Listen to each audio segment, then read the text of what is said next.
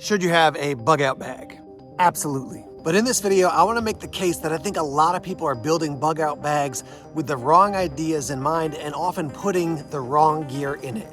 So stay tuned as we talk about a bug out bag that will really be effective for you in a variety of situations.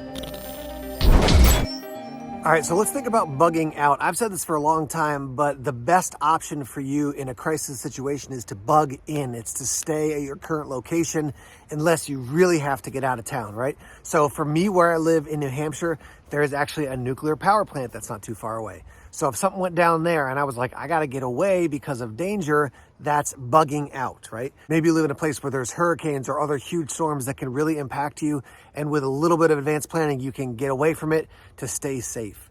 But here's the thing, I find a lot of people build a bug out bag with the idea of, I'm gonna go live in the woods and hunt and survive for however long it takes. And see, in most cases, that's not what you're gonna do. What you're gonna do is grab some gear, get away from where you are to a safer place. Maybe that's family, maybe that's friends, maybe it's a hotel 100, 200 miles away, but you're kind of getting away to another place where you're gonna set up shop for a little bit and then hopefully go back to where you were. That's the case for a lot of people when they face stuff like natural disasters. And so with that in mind, this bug out bag that I have built is a bag that you can have ready at all times, grab it, throw it in your car and get out of town. This bag is ready, it's waiting, you can grab it and go. And then the plan is you can use this to basically stay alive and survive for a while until you can get back to home base and probably start rebuilding. All right, the bag we're using here is from Condor, and it's the Nomad. It's a 25-liter bag. When they sent it to me, as soon as I saw it, I'm like, I'm gonna build a realistic bug out bag with this for myself and then also to shoot a video on. This thing is really nicely made, lots of organization. You can put stuff on the outside.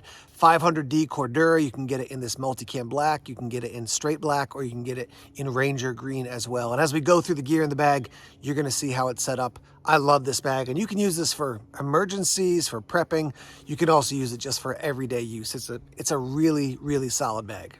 Before we talk about the contents of the bag, I want to talk to you about some extra items that you should keep in mind, okay? So you can see I've got one of these 6-gallon containers for water, and I've got an Anchor power source. So if you're taking a car, if somebody else has a car that you're hopping into as you're bugging out, getting away from a disaster, I would highly encourage you to have these right next to your bag, even secured to your bag, so it reminds you, hey, don't walk away without these. Fill up the 6-gallon thing with water. Now you've got a ton of water. Make sure the power bank is charged. Now you have a power source, even if you go to a place that's lacking power. My other recommendation is this: tie a note to your bag that reminds you to get ID, to get cash, and to get medications, right? You might forget those things because they're like put away in your house. Make sure you've got a note to remind you, grab those things, fill this up with water, get your Anchor power bank or something like this. If you can afford it, it's a great way to have an additional power source to charge up phones and things like that. And on that note, I want to remind you, make sure in your bug out bag, you've got cords to charge any electric items that you bring. All right, so you grab your power bank, you grab your water, you jump into your car to head out of town. Here's a couple other things I would immediately put on your person. So this is a paracord bracelet. Gives me cordage. This is a survival one, so it's got a fire steel, it's got a whistle in it, a bunch of other options. Just having this on your person is great. Next thing I would do would be throw this compass around my neck. Now I've got a compass, some paracord on me, I got a whistle, I got some fire starting options. Again, unlikely I'm gonna need that if I'm just like hopping in the car and driving 100 miles away to visit a friend or stay with a friend, but good to have it with you. And then the last item is this. This is a Wazoo survival cash cap, and you can store gear inside the cap. So you can store it in here, you can store it in the brim as well, and they make all kinds of little items you can put in there. You can put little med kits in there, you can put a fire steel, you can put a striker in there, lots of different options. And like, I wear a hat all the time, so if I'm not wearing a beanie, I'm wearing this hat. At least I've got this with me, and I've got a bunch of gear on my person immediately. All right, let's go through the items in the bag. Now, first you can see I've got a carabiner with a light here on the side. Now, this is in case I have to walk at night. At least I've got something that's got a little motion as it swings, and it'll catch somebody's attention. So, you know, if I'm walking down a busy road, I don't get hit by a car. Obviously, if I keep it off, it's gonna be more covert in that way. You can see I've got a tool here on the top. This is definitely an additional item. If you have something like this or you can afford it, I'm gonna wait to the end, and then we're gonna talk about this very cool multi-use, multi-tool that I met some guy at SHOT Show who makes these really cool items. We'll talk about that towards the end of this video. You can see right on the back here, I've got a medical kit. Now this is from My Medic. It's a pretty extensive first aid kit. Something I would encourage you to have is a good first aid kit that offers a lot of functionality and something that you can add a tourniquet to and or a chest seal to. Now this is a really big one. I'm thinking about for myself and for others as well. I've attached it to the back of the pack. You can attach it to the sides as well. You can keep it on the inside. Advantage of keeping it on the outside, you have immediate access to first aid gear. Disadvantage is if something happens, it gets ripped, things fall out. Obviously that's going to be a bummer, but I'll show you what's on the inside of this. It's a really nice kit. It's going to cover a lot of your needs, but again, I encourage you to have something for basically massive bleeding. And I would not encourage you to put your own personal medications in this. Keep them inside your bag in a safe place so that if something does happen to this, if it's outside, you don't lose your medications. So I've taken that off just to show you on this bag, there's tons of ways you can attach gear to it. So you have this entire flap system, and then you can attach anything that's got like a molly system to this, and that has the same type of cutouts here on this side and this side as well. So lots of ways to attach extra gear. You've got lots of loops like this as well. And yeah, that's the reason why I love this bag. You can accessorize it as you see fit. Okay, in this outside pocket here, I've got two things I want immediate access to. One is a beanie in case I get cold. I'm bald, and so I definitely got to have something to keep my head warm. And then the other thing here is I've got some pepper spray. Now you can decide what you want for self-defense. I know some people are going to prefer to carry a blaster. Again, if you're going to be carrying something that you're keeping stored in a separate place in your house, write it on the note that you have attached to the bag. Hey, don't forget to grab medications, my blaster, cash, those types of things. But if this is on the outside, as soon as I start walking with this, let's say, I can take this out, put it in a side pocket, put it in my jeans pocket, so I have immediate access to something for self-defense. And then again, the beanie, because my head's gonna get cold, I don't want to take the whole pack off just to throw a beanie on. So that's why I keep these two on the outside of the pack. Now there's a pocket up here at the top of the pack, and I have a couple other things I want quick access to. So I've got a little field notes pack, and I've got our pad, and I've got a pen. That way, if as I'm heading out of an emergency situation, I need to leave a note or write notes, I've got this. I've also got chapstick. You can use this in a variety of ways, but for me, I'm just thinking about chapped lips. That's a bummer, so I'll keep that. And then the other thing I got this from CountyCom, and these glow in the dark. So if you expose these to some light, they're gonna glow really nicely. And then if you attach them to your pack, again, if you're walking at night, you're gonna be able to be seen more easily. If you put the pack down, especially since it's this dark color, if you put this down at night, it'll be easier to find these. These are rubberized, easy to attach with a little bit of cordage. You could even untie some of these zipper pulls and attach them, but I keep them in here for now, just depending on if I want to be seen or not be seen. I can attach these or take them off really easily. Here's where that gear is that I just showed you in this pocket. Flip this down, and now we've got some other gear. I've got a Sharpie, I already showed you a pen. I've got a small fixed blade, I've got a multi-tool, and then I've got a flashlight.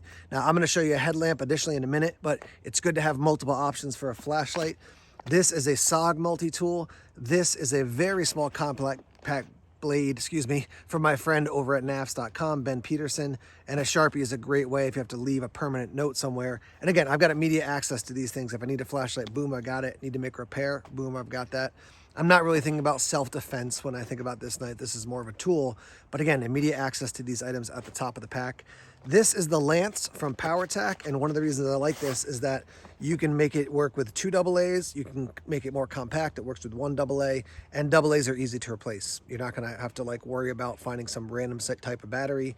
AA's all around the place, all around the world. You can pick them up, and also easy to store and to carry with you. All right, so we've hit on some basics and some self-defense and some tools. Let's head inside the pack now. All right, as we open up the main section of the pack, when this folds down, there's a zippered section here.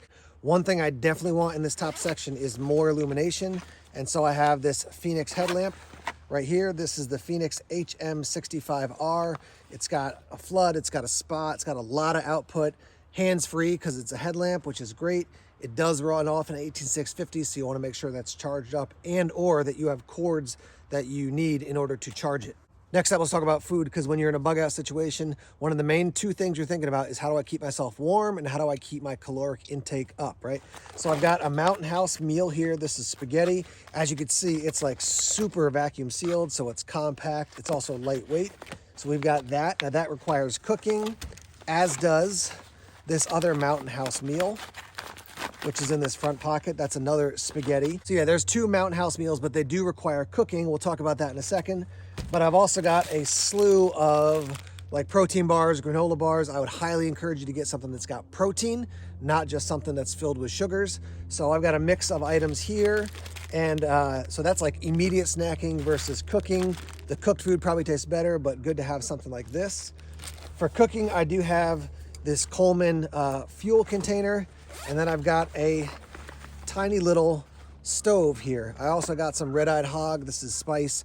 When you're in a bug out situation or emergency situation, it's nice to have something that just tastes good. So I always bring a little thing of salt and pepper or spice. But this, I got this from Going Gear years ago. I mean, it's super compact.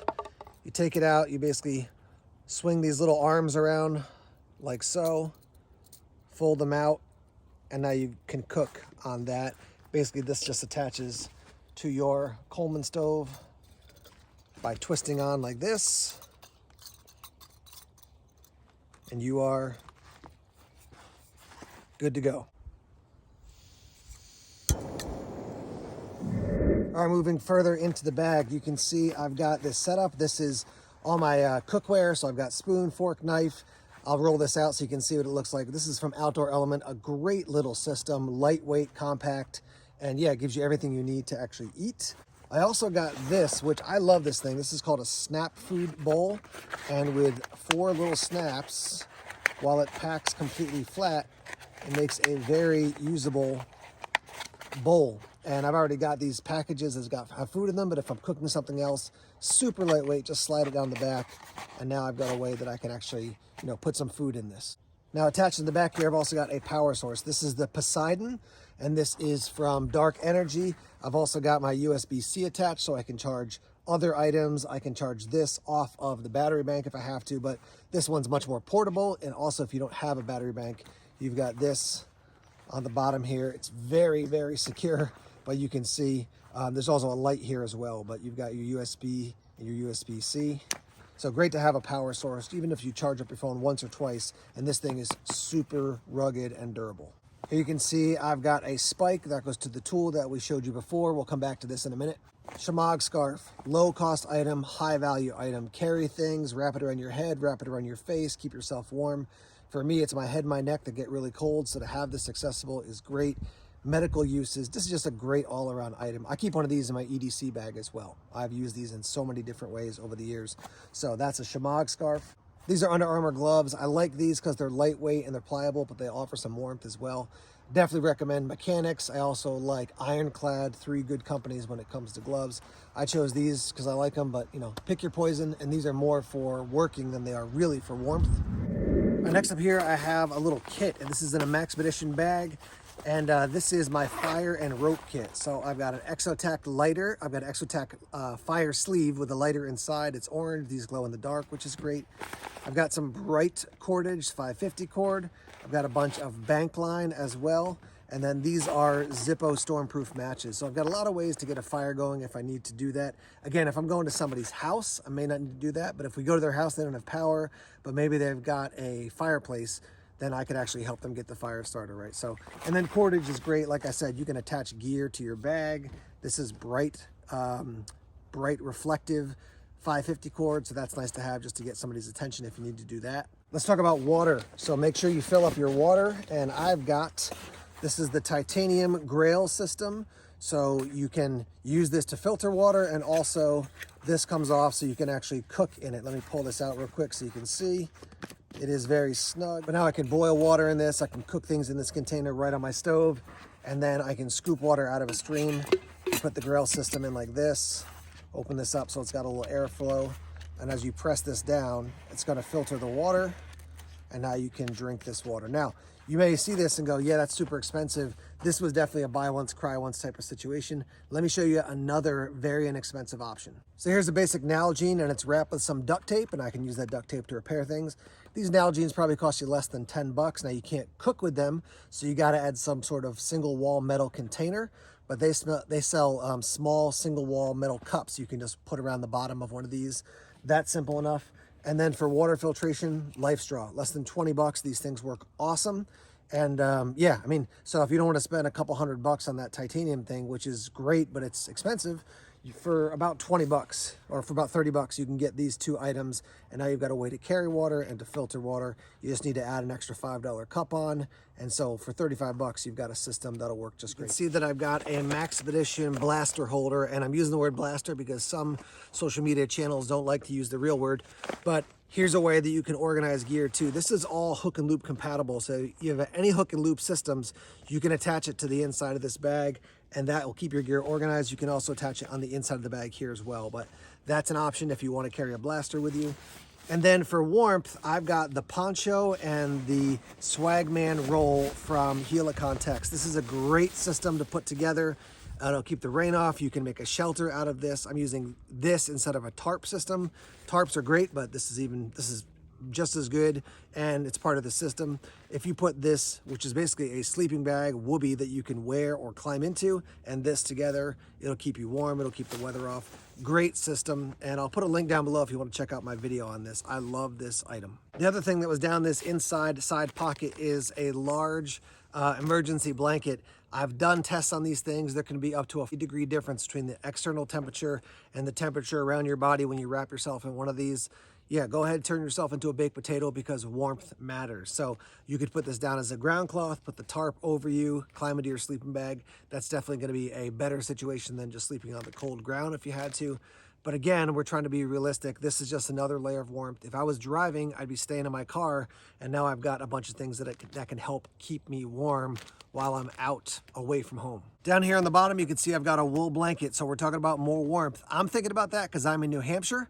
And so if I'm in a cold place in the States and it's winter now, or it's moving into winter, I want to stay warm. That's a big deal. So now I've got this. I've got a couple of different options in here. This is lightweight. You could throw a sleeping bag on the bottom if you want to do that. Certainly this attaches easily to the backpack with a couple of straps. Again, lots of ways to attach gear to this pack, but that's another layer of warmth for me. All right, so this is the tool I had on the outside of my pack. This is from Bear Valley Tactical. I met these guys at SHOT Show. They sent one of these to me for review. We'll be having a separate review on this, but I want to let you know about it. So you have a shovel, but as you can see, there's a pin here. You can take it out if you don't want to have the shovel option on, and there's a pry bar on the bottom. We also have an axe up here. It comes with a nice cover. Also has a hammer. It's got a pry. Lots of different tools here. You've also got a spike, which you can attach to this section. And the spike goes on like this. And then you're going to put this bolt through the hole once it's all lined up, like so.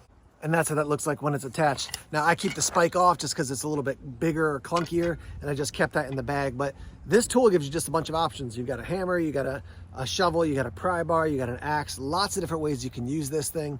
And if it's extra weight and you can't afford one, I get it. But even having a simple tool gives you more options. As I close out, here's a reminder for all of us. Build your kits and your system around what is most likely to happen, not a possible scenario that's way out on the edge of reality. You want to be as prepared as you can, but start by building kits and systems around what is most likely to happen. For me, it's we got to get out of town, grab a bag, grab some gear, hop in the car, and go. And this bag works for that type of system. Let's hear your thoughts and your feedback. What would you change? What would you add? Thanks for watching the video. Check out some other videos right here. We'll see you soon. Take care.